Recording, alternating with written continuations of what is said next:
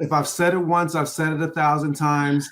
Kamala is to politics what Drake is to hip hop. It is cosplay blackness. It is cosplay blackness. I also think it's very important that if Kamala does get in the race, as stupid stuff is pointed out, I do think that the topic of Israel will become so much more of a central focus because of her positions as well as her husband. And I think that will only seek to benefit you, because I do think, as Jen has stated many times already, is that Israel is like, it can compare it to like a super giant star. Like it's gonna get bigger and bigger and bigger, and then eventually it's just gonna fade. It's going. They're never, listen, and I don't know how many different ways I need to say this. Nobody that was associated with funding and fueling that genocide will ever be able to wash the stain away. Least of all, the people that were in the Oval Office directing the affair. So nobody is more directly exposed than Kamala. And as the Zionist entity, I refuse to call it Israel, because Israel is a name of honor in the Quran. As the Zionist entity continues to implode, the worst thing that they could do is run Kamala, because people don't understand, like, Alameda County as a county divested from any investment in Israel. We've got multiple municipalities in the state of California, cities that have divested from the Zionist entity. We've got, UC and Cal State campuses that have divested, despite all of the best repressive efforts of this blue state, governor, where they sent, 200 troops in riot gear to my campus, UCSB. Right. To move 30 kids unarmed from an encampment. Despite all of those efforts at repression, the people of California actually do not want their tax dollars going to incinerate kids in other countries. And nobody pays more in taxes that go directly to Israel than the state of California does. The estimate, depending on who's doing the calculating, was that last year, depending on which account you take, it's either 210 million or 610 million. So the point is, but either way, no state pays in more to the genocide machine than we do here in the Republic of California.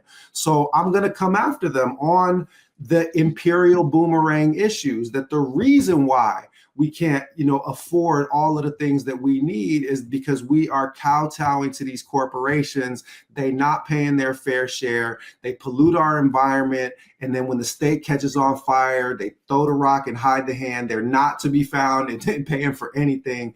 And that all we have to do is, as a people, just make them pay their fair share and just get them to not spend our money on things that we did not sign up for. None of us signed up for this. Who told y'all to go do this with our money? Who empowered you to do that?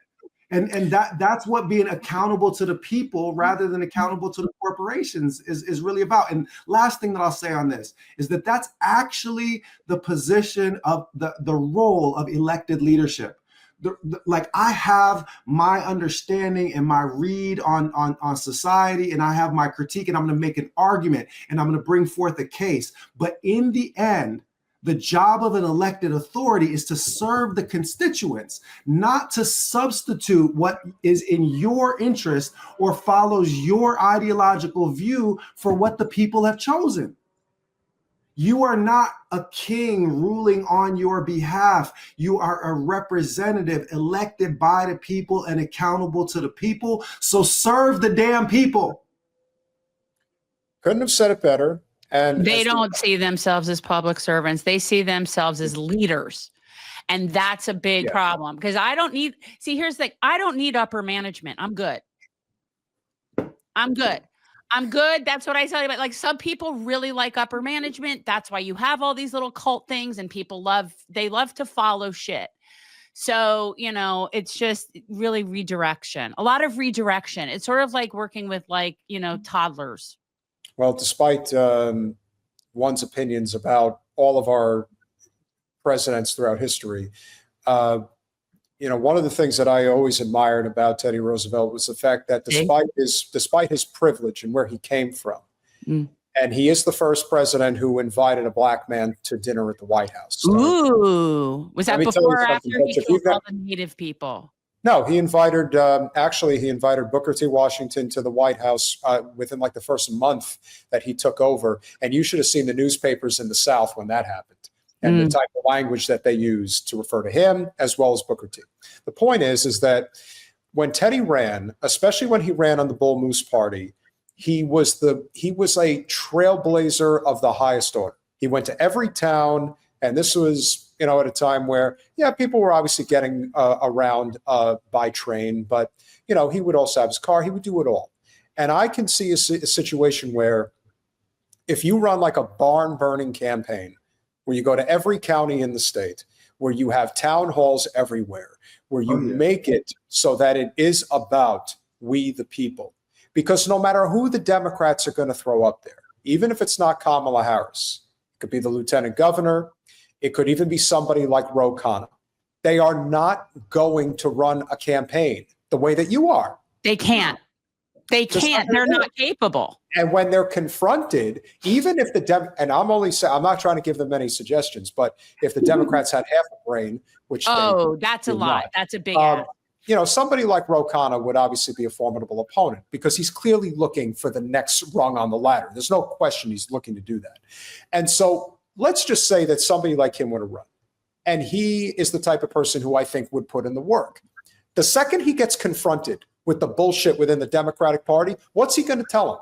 What's he going to say about genocide? What's he going to say about the fact that the Democrats are basically doing exactly what Trump wants them to do when it comes to the type of things that are not benefiting working people, when it comes to the fact that the state of California has done everything in their capacity to sabotage single-payer health care, a clean energy initiative, livable wages, entrepreneurial opportunities for small businesses and communities that desperately need them. These are the types of things that they will never be able to answer. And so if you are going to the Central Valley, if you're going to even the Bay Area or LA, San Diego, or if you're even going up to the Redwoods region in the northern part of the state where no Democrat ever goes, there is going to be opportunities galore. So if you are willing to put in the work and you're able to raise that money, I think you're going to be a force. I think you're going to be somebody they're not going to want to deal with. I appreciate that, and I appreciate the opportunity, to come on here and make the case. I mean, I'll just, to underline what you said, the fundamental problem is that if you are running as a Democrat, you are going to be required to defend the indefensible.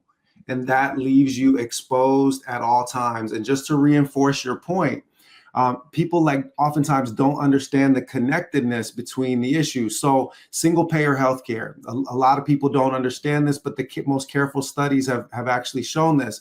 So General Motors spends more on healthcare than it spends on the steel in its cars.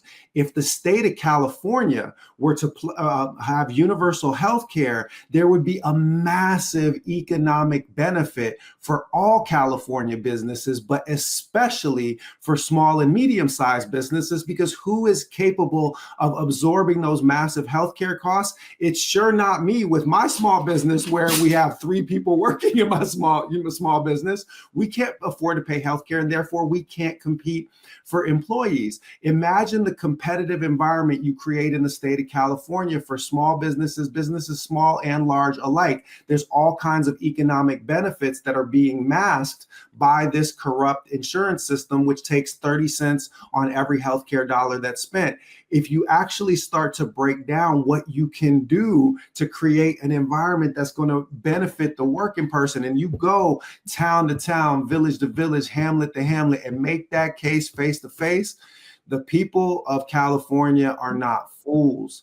They have been fooled by a Democratic Party that pretends to be about ordinary people. But if you get there and make the case in a rational fashion and you come with facts and evidence and clarity, they are going to be sitting there tripping over their own tongues trying to defend all of the indefensible things that they have done with the people's money and the people's time and the people's trust over these last decades.